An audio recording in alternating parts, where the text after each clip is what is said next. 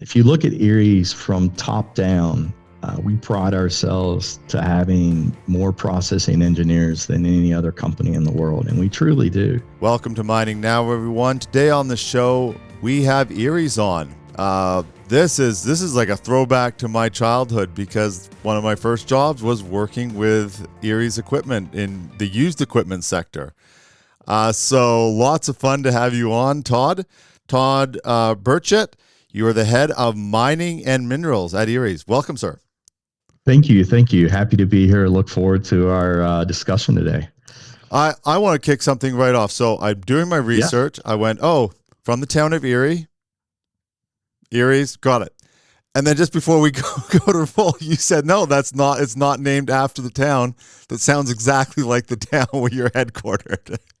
Correct. The origin of the name stems from an Indian tribe that settled there, and the chief was called Chief Eriez, and that's how they got the name. If you go into our headquarters, we have a history room where we have a lot of our board meetings, and on the wall in there's an actual picture of the Chief Eriez himself and the origin of the name. Wow, that's very cool. Hopefully one of these days we'll be there filming, actually.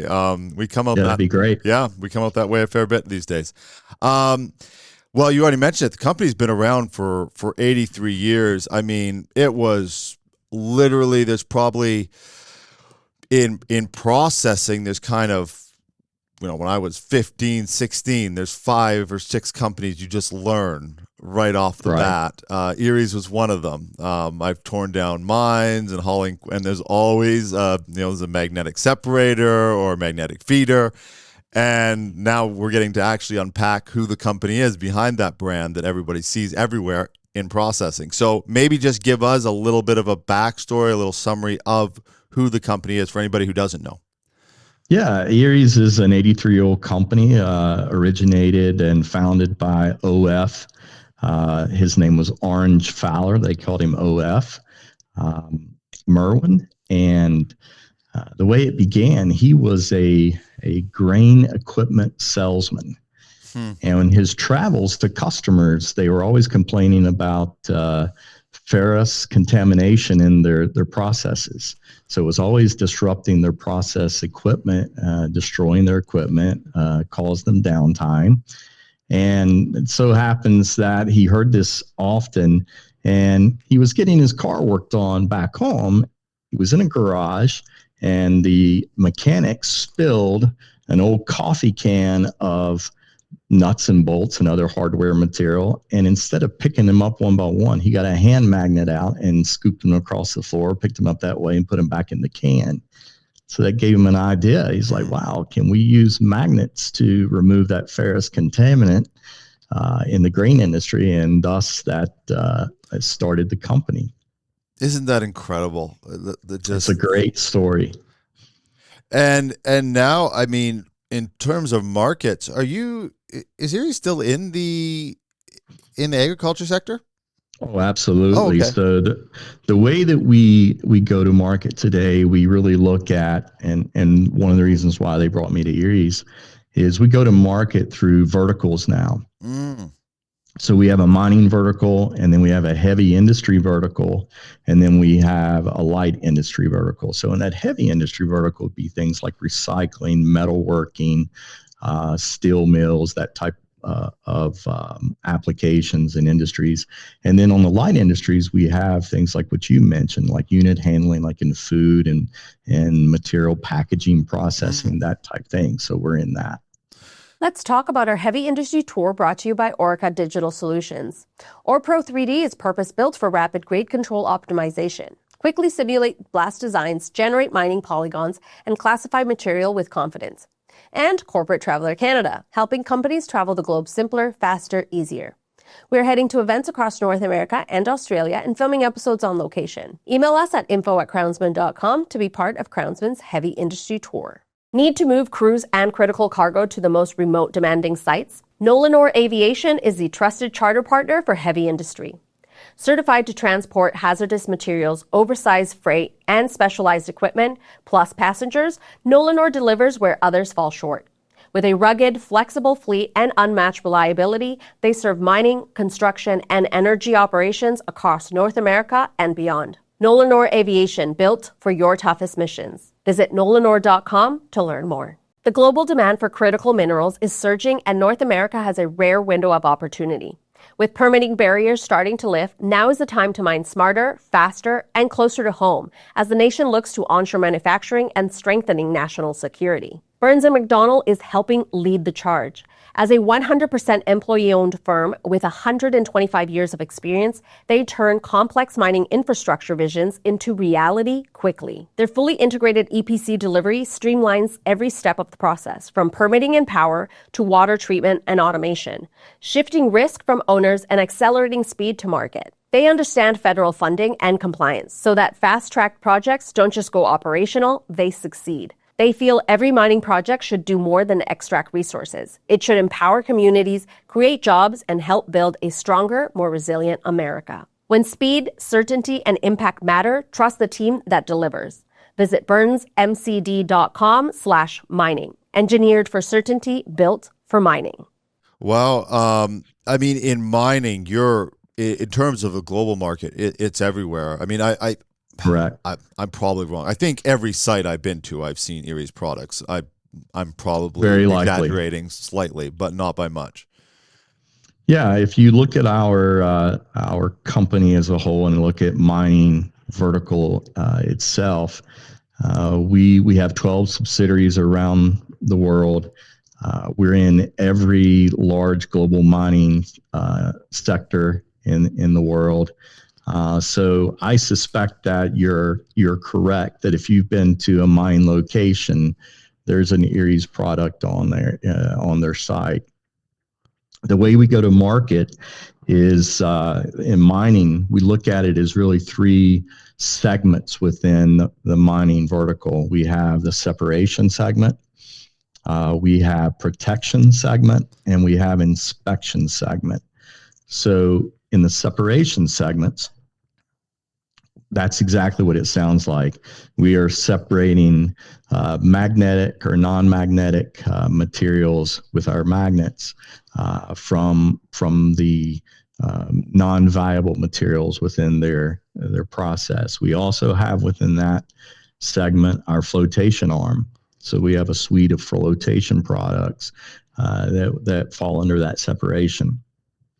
Within the protection, we think of that as protecting the assets, much like the story of the origination of the company, where we were founded to protect the ag equipment, removing tramp material. We do the same in mining. We have various products throughout the mining process, from the mine extraction itself all the way through the refinement, that protect those assets along the way, whether it be above a material handling belt, a magnet, suspended electromagnetic, or if it's a trunnion magnet that's removing tramp material or ball chips from a sag mill or a ball mill within the process itself. And then the inspection is really more of an insurance policy to make sure all of their assets are being protected properly. Inspection is where we introduce our metal detection products to act more of an insurance policy, so that if things do get through those other processes that they have in place, that it can identify and notify the operator so that they can take appropriate actions.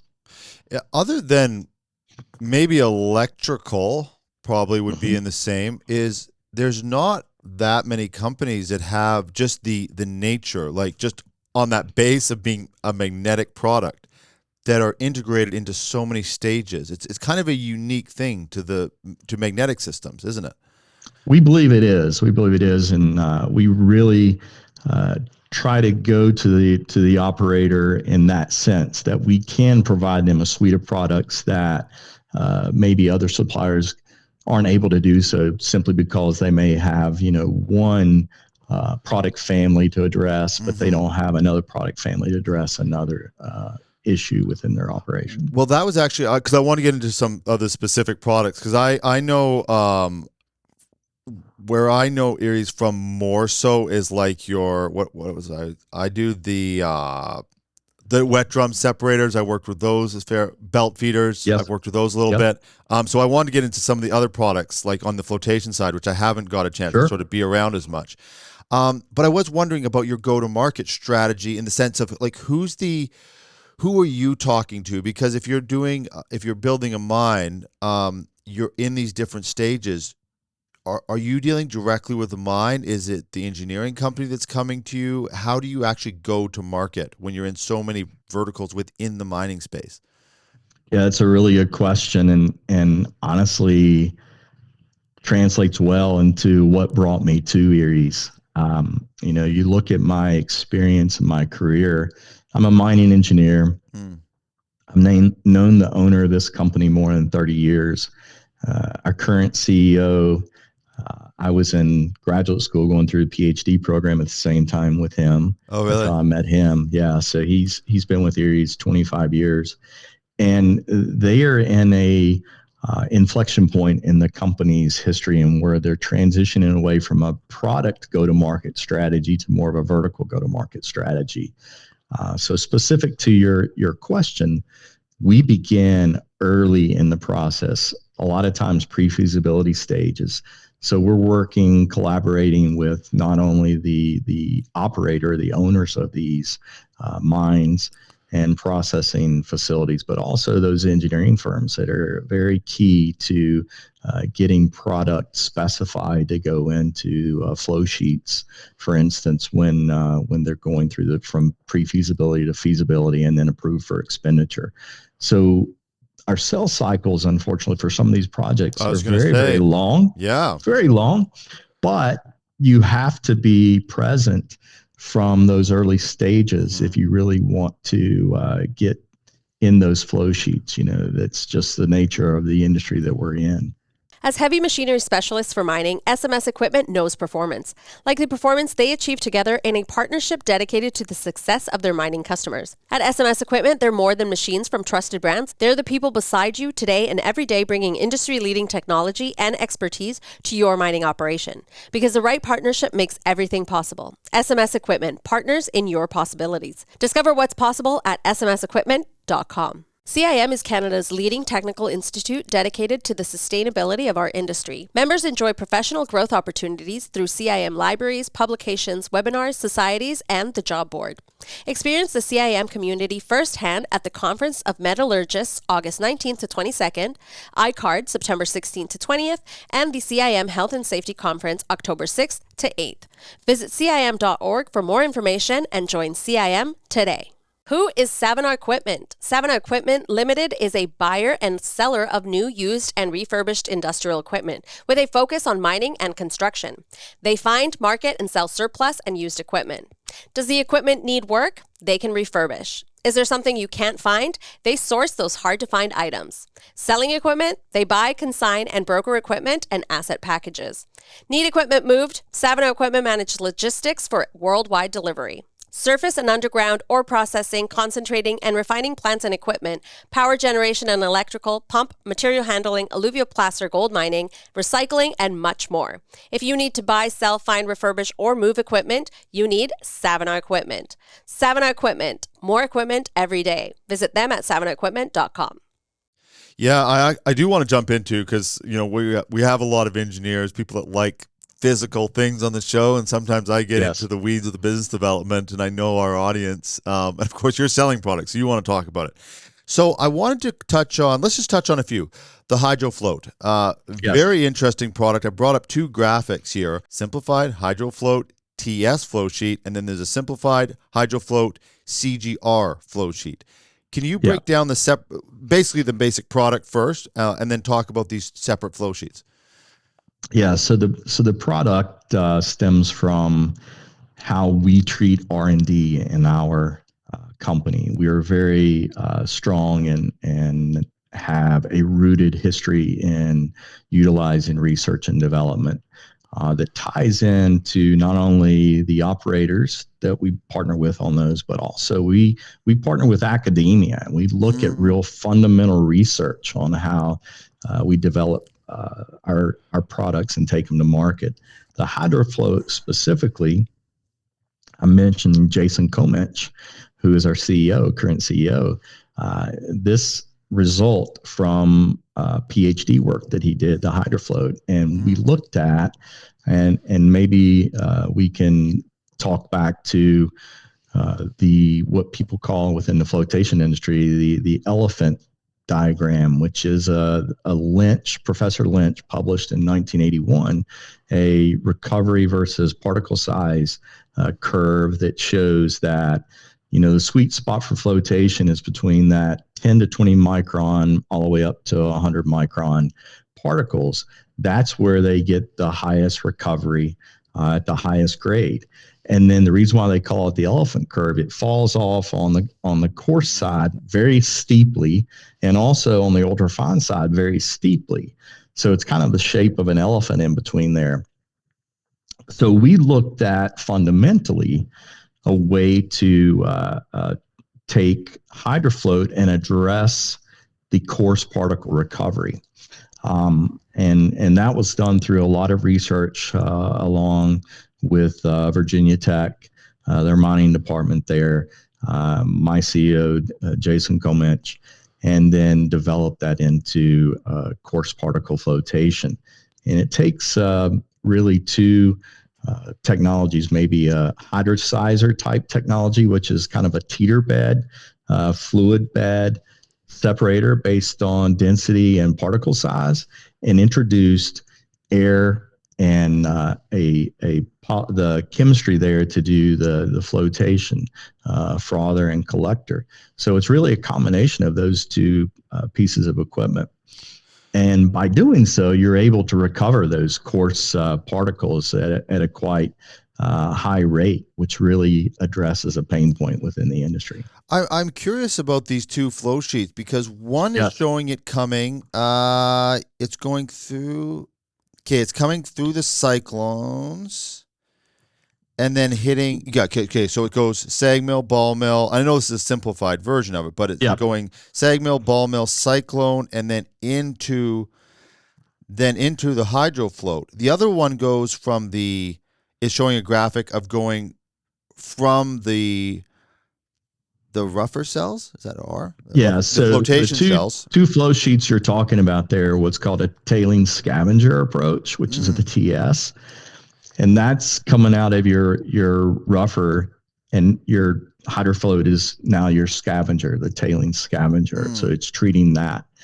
And what we found, especially in metals, sulfide metals flotation, you can increase your recovery by recovering those coarse particle that were lost to tailings by 2 to 6% increase in the recovery, which is tremendous recovery for the operators.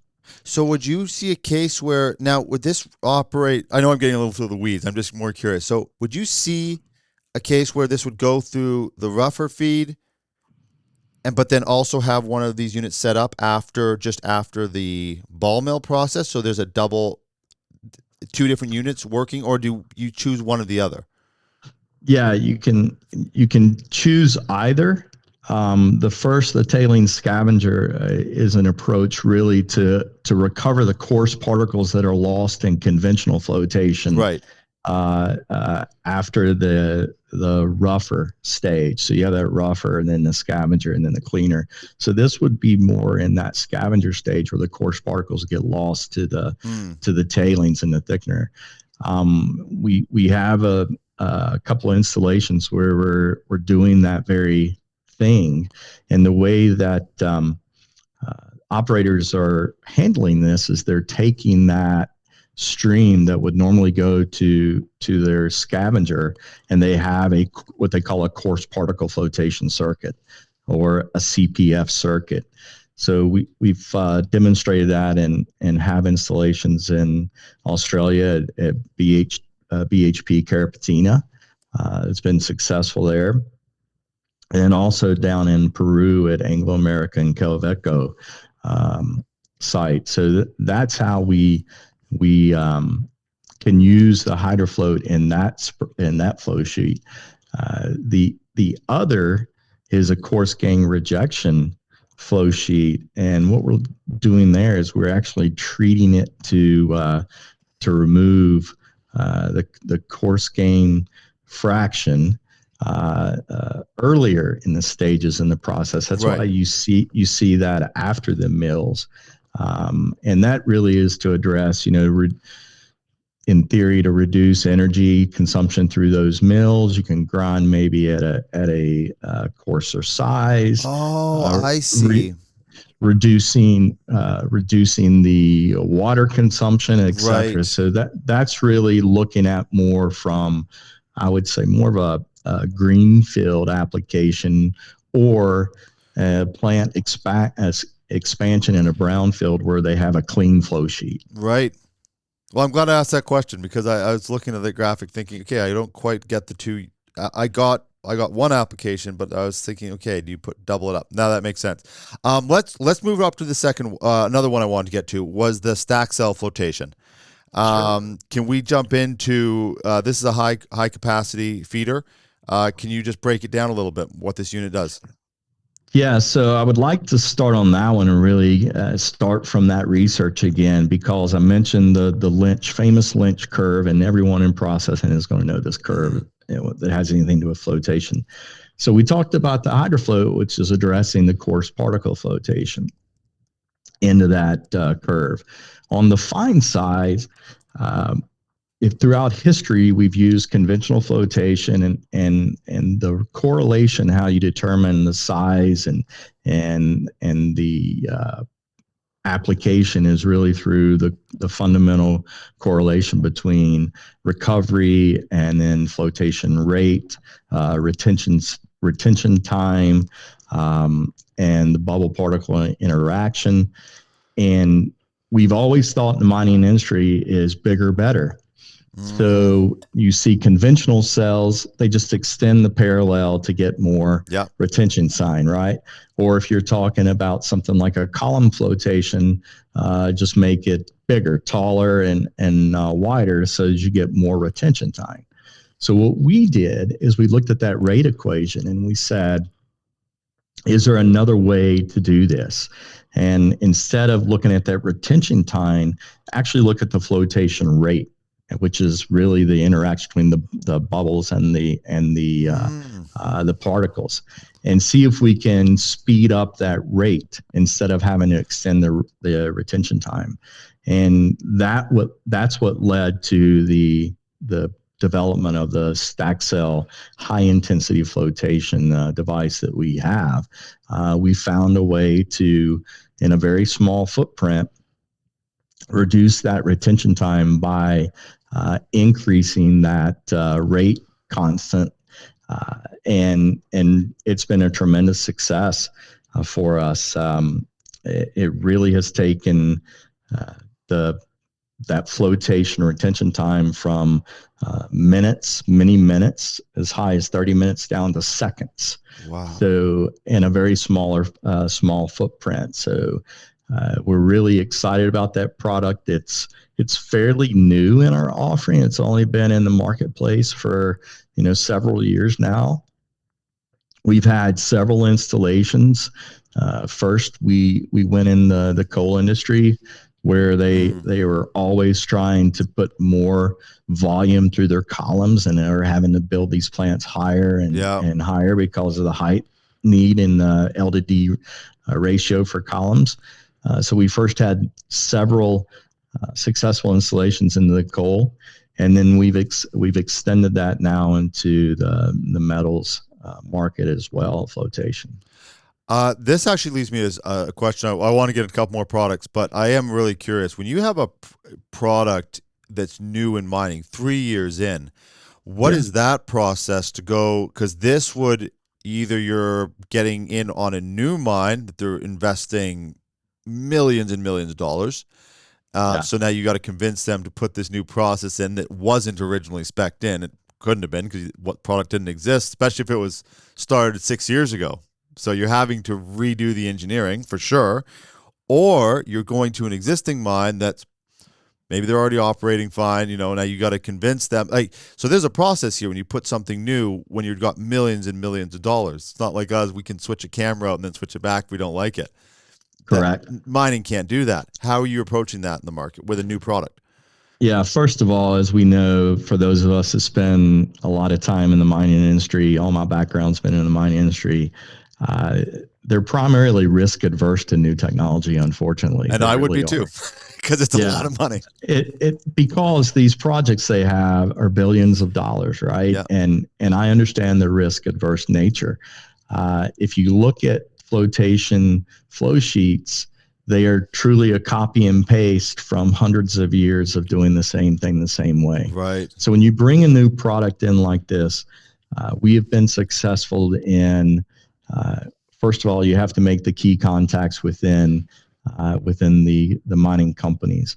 That typically lies at the executive level, that you're going to show them a return on their investment. If they're investing a certain amount of money into a project, regardless of the technology or the equipment, they have to achieve a certain ROI on that investment.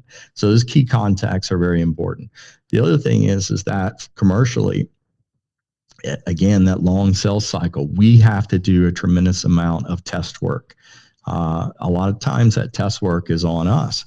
So at Eriez, we have flotation laboratory testing capabilities in several of those subsidiaries that I mentioned around the world. But we've also partnered with some large global test companies that's all they do. And we've put units into their test facilities at a smaller scale.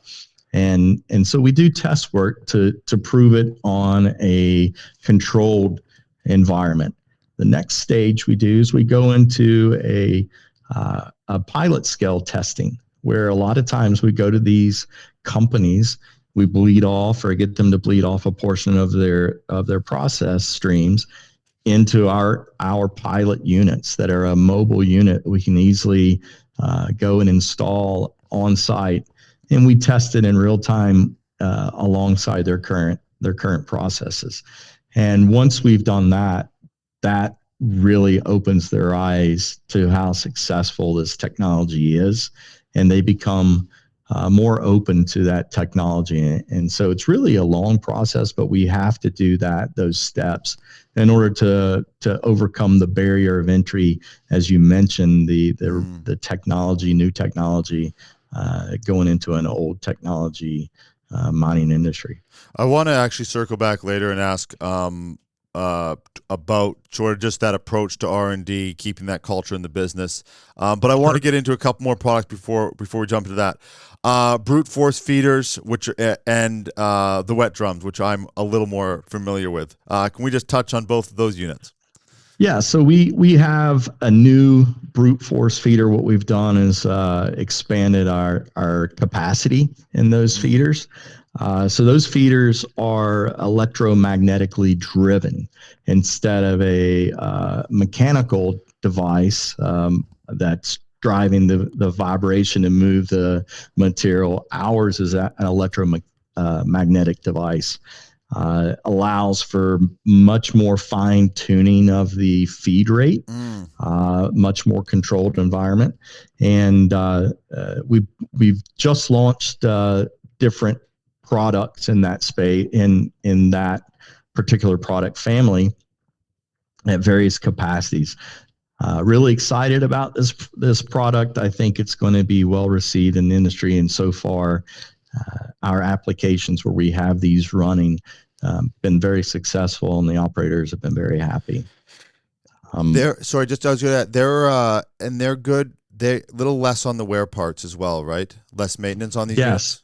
Yes, that's absolutely true. Since the driving mechanism is an electromagnetic mechanism, you don't have the wear components that you would have there in the rotating elements and springs and such of the vibrating mechanical devices. Then on the wet drums, which I remember, these were the it's a good thing I do this for a living, because now I get paid to ask questions. But I remember being on site and asking questions about these. And it's after about the third question, the people that are on the site start to get annoyed. So, but now I've got you stuck here, so I get to ask many questions as I want. Can we talk about these units? And I know it's kind of funny, but as a kid, I just loved these things. So can we talk about them? The different, there's a concurrent tank, and then there's a counter rotation tank. High level on the product and self-leveling. Yeah. So the first two that you mentioned are more of what we call older technologies, been around for decades and very successfully implemented and used in recovery of ferrous minerals. In the iron ore industry, it's a way to recover their ferrous mineral. Also in the coal industry, they use dense media to recover their coarse particles in coal through either a dense media separator like a bed, or if it's dense media cyclones that introduces a magnetite solution as the media. So they use wet drums to separate out the magnetite, recover that away from their coal slurry, and then put the magnetite back into solution. So that's really what those drums do. And we're really excited. A couple of years ago, we introduced a new product, which is a hybrid wet drum, because if you look at the elements, the magnetic elements inside these drums, they've been ceramic magnets up to about a 950 pole Gauss. And these new hybrid drums, they have rare earth magnets as for most of the poles in there. And then for the last two poles, they have the ceramic magnets as well. That technology is really helping the recovery of the magnetic material you're trying to recover, because the first stage of that magnetic separation is through rare earths. And now we're able to get like 3,500 Gauss poles there versus the 950. So a tremendous increase in the attraction there between the magnetic and non-magnetic material. So really excited about those hybrid drums. We have one installation that we've already put in. We're writing a paper with that operator right now that will be shown at upcoming SME next February. So if you're out in Salt Lake for SME, I encourage everyone to come to that session. Yep. We also have a large project that we're in discussions with the operator there, putting those in their circuit as well. I think that's going to be a tremendous product for us. That leads me to going back to that question I was going to ask about innovation. Very tricky balance as a company, especially in a historically conservative industry, but I would say an industry that's changed a bit now. Absolutely. Yeah, I would say the last 4 years, it's been quite dramatic, actually. You mentioned your CEO. What is the culture at Eriez when it comes to innovation? And I want to kind of narrow the question a bit, is what are the parameters? Because, I've got on calls with people that have like a new idea that's going to revolutionize mining, but they woke up one day and thought of it, and they sucked me into a call, and all of a sudden I'm sitting on this call going, what are we talking about? If I run into it, I'm sure you do as well. And so I'm just curious, what is sort of the parameters you're operating within when it comes to innovation? Yeah, it's a really good question and a tricky one to navigate in any organization. But if you look at Eriez from top down, we pride ourselves to having more processing engineers than any other company in the world, and we truly do. If you look at our leadership team, we have multiple PhD engineers that sit on our global management leadership team, including our vice president of engineering, who was just inducted into that Hall of Fame of engineering. So Mike Mancosa leads that technology group.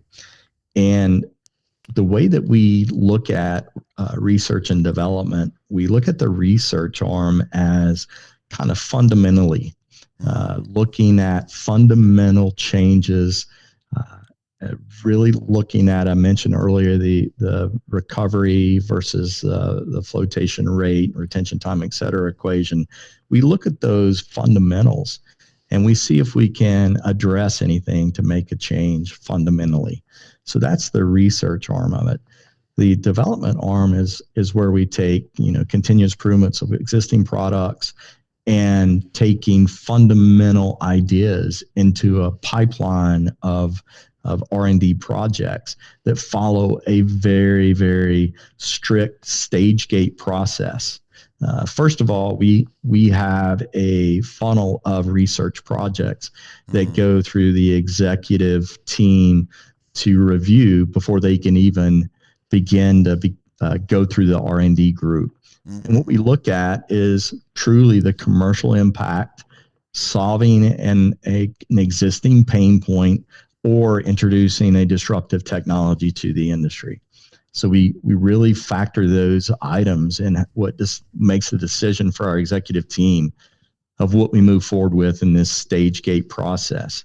And if you're familiar with the way a stage gate works, each gate, so ours is an 8-stage gate process, each gate in that project has specific scope deliverables that you must meet before you're able to go into the next gate.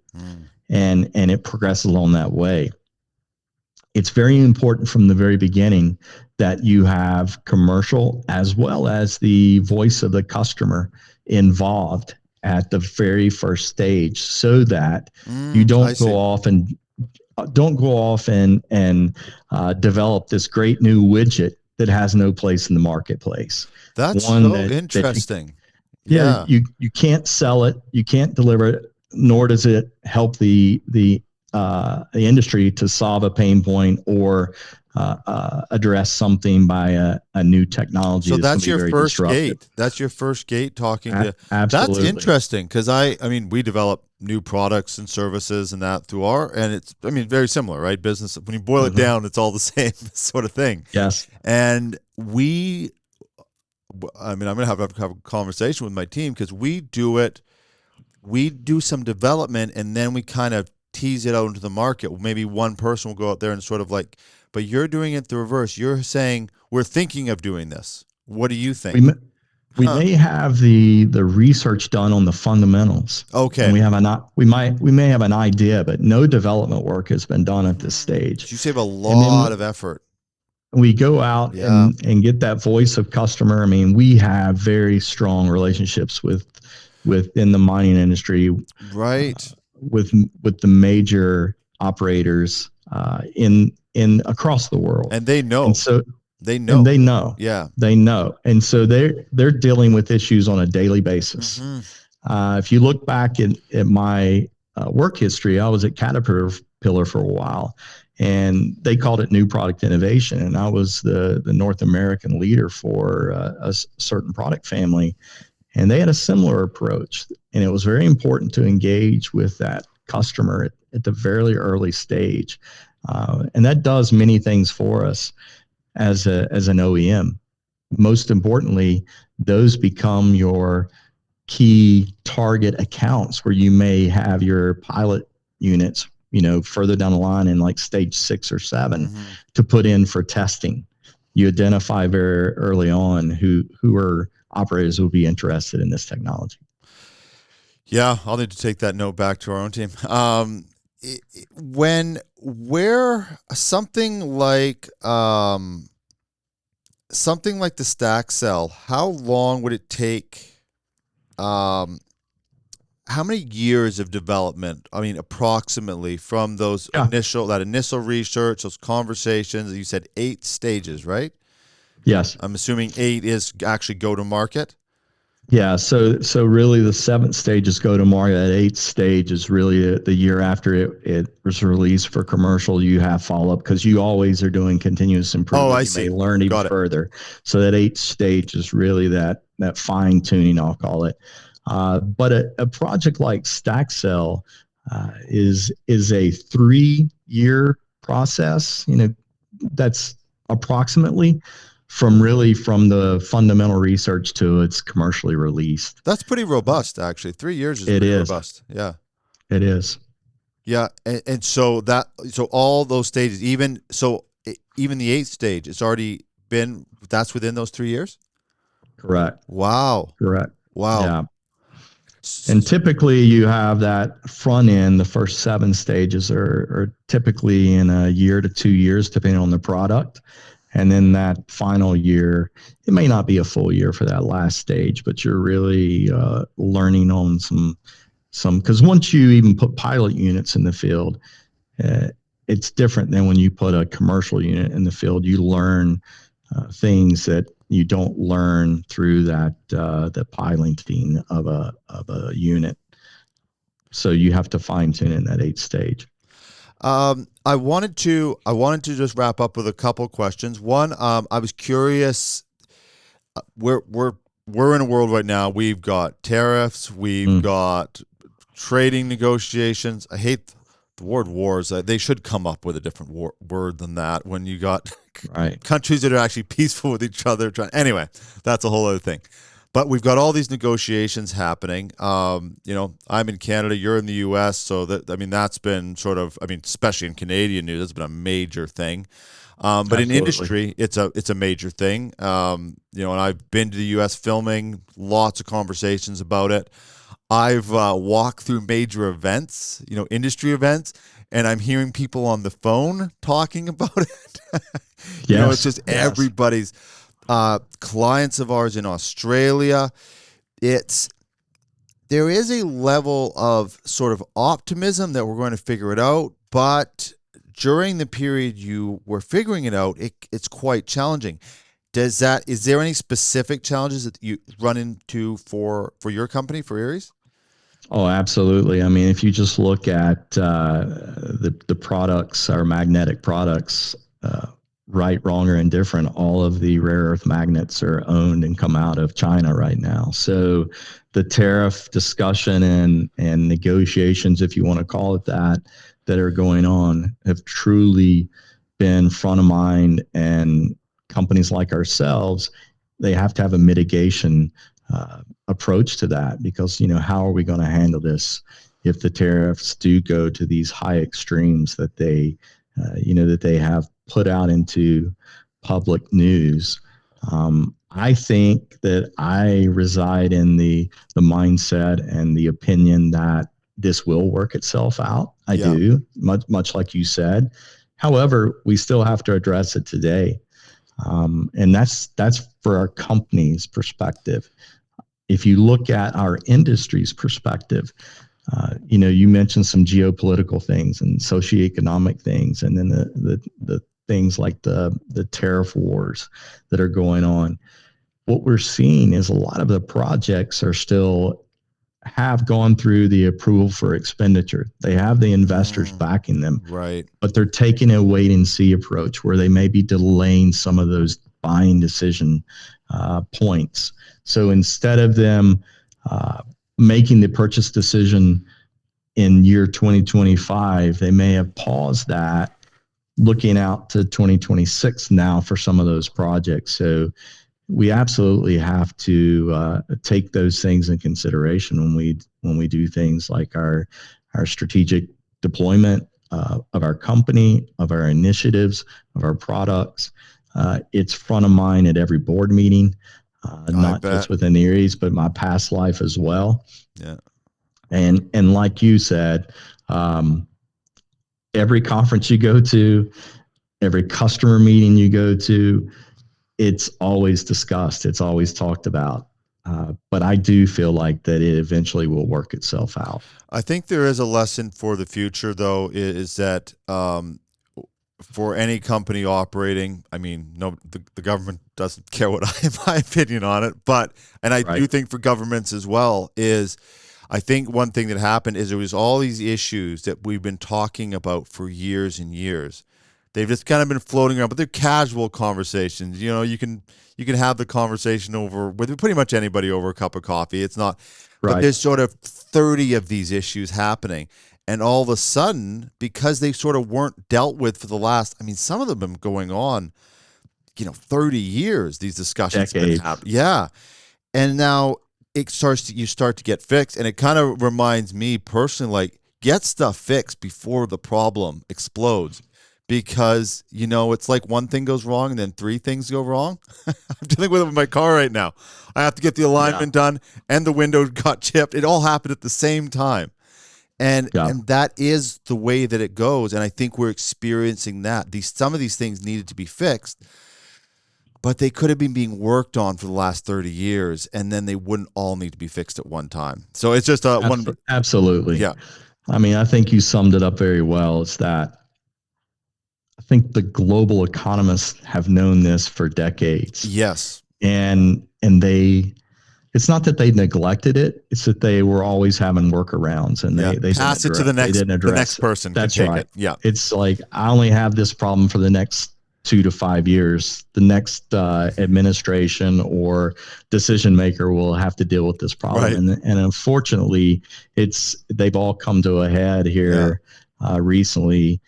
For various reasons, and we're all companies in the mining industry are dealing with this today. Yeah. I actually want to wrap up with another question though, just about your professional career, like your personal professional career.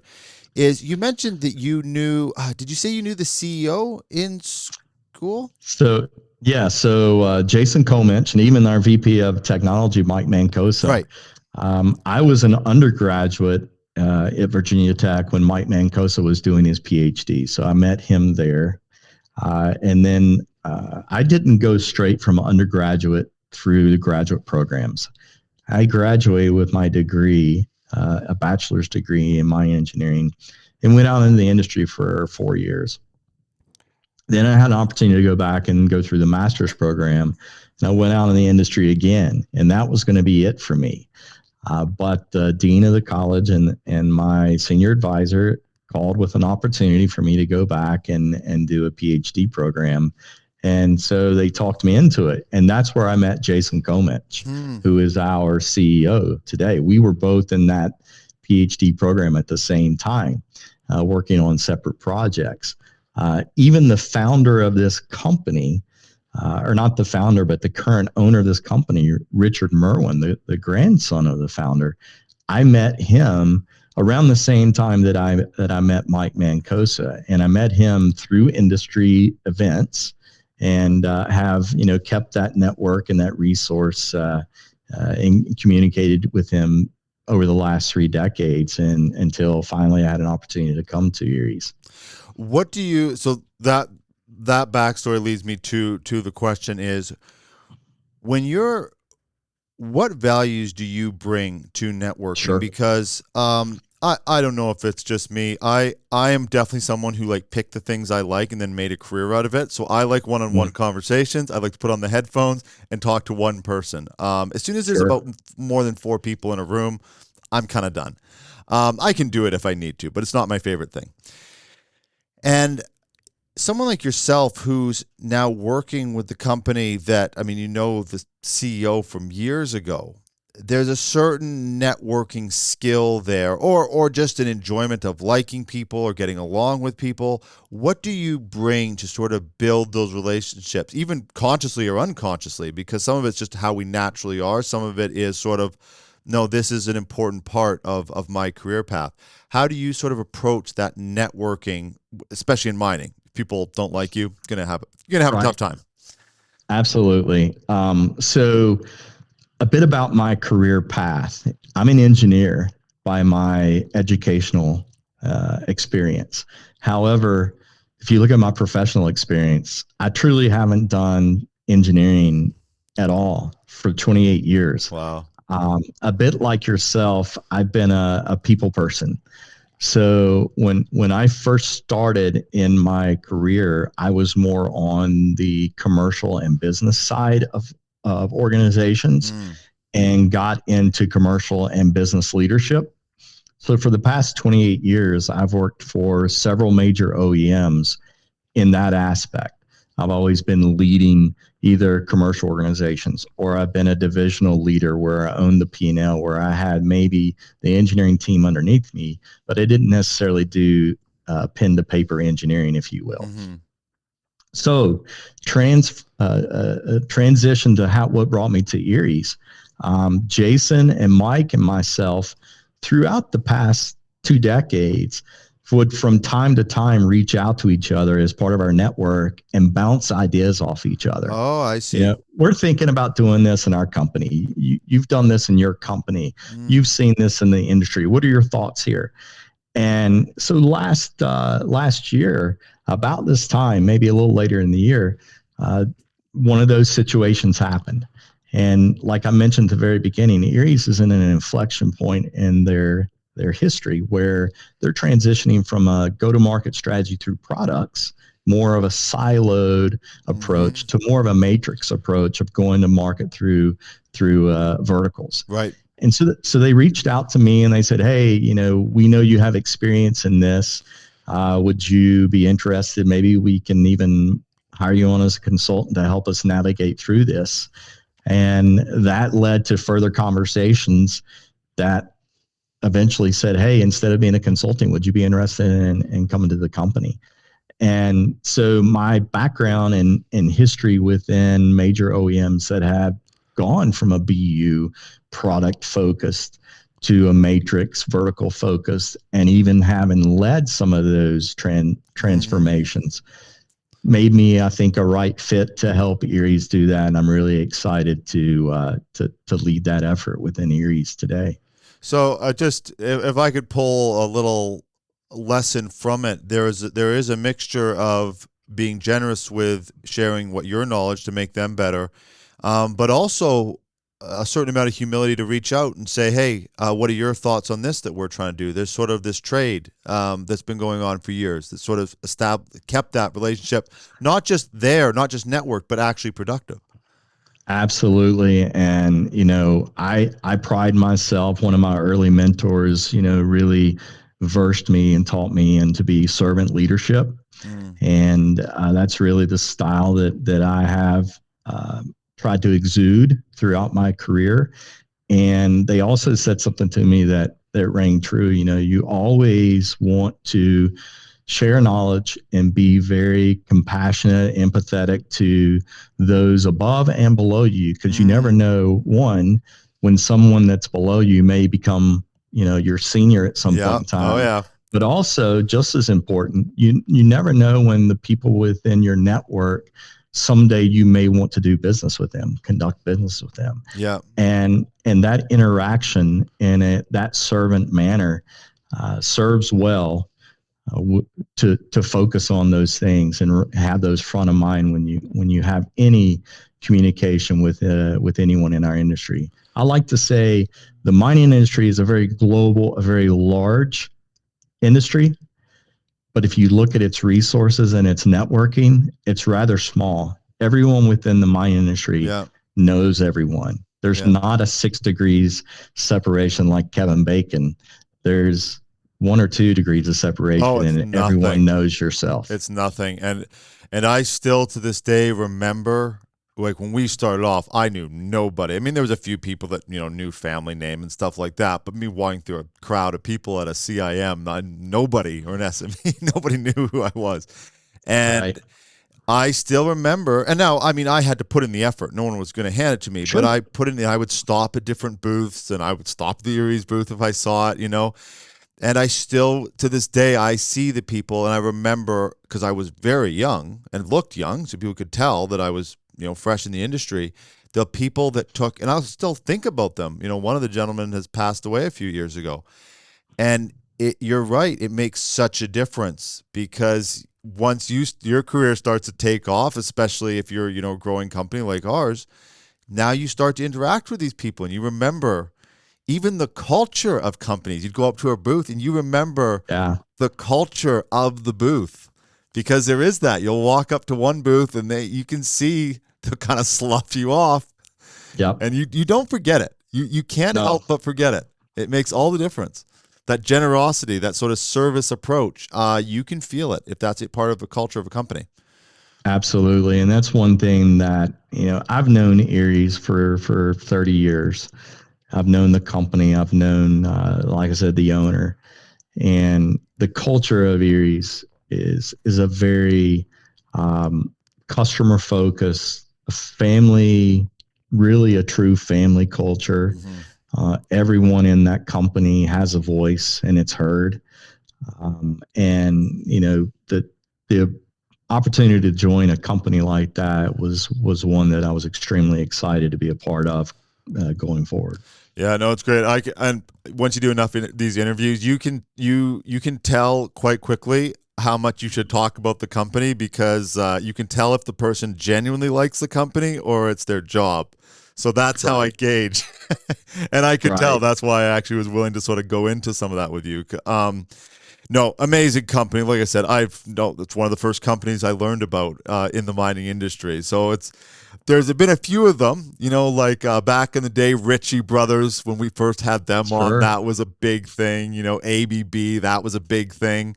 There's just a few companies you go, yeah, that's, one of these companies. And Eriez is up there for me. So Todd, thank you for doing this. I certainly hope this is not our last interview, but it's great to kick off the first one. Absolutely and actually be the one to do this interview. So I appreciate it. Yeah, I truly enjoyed it, talking about our company a little bit and some of our exciting things we have to offer the mining industry. And likewise, I hope that this is just the beginning of a various series of conversations we can have like this to share a little bit more about Eriez. Thank you. Okay. Thank you, everybody, for watching.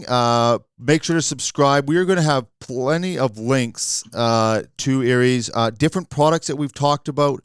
But also, if you want to follow them on LinkedIn, we're going to have lots of just go into the description. If you haven't already seen that tab that slides out on YouTube, you can just click that to watch too, to go to their website. Thank you, everybody, for watching. Go check Eriez out. Subscribe to us. We appreciate it. Thank you to all the people that promote us, and we will see you on the next episode of Mining Now.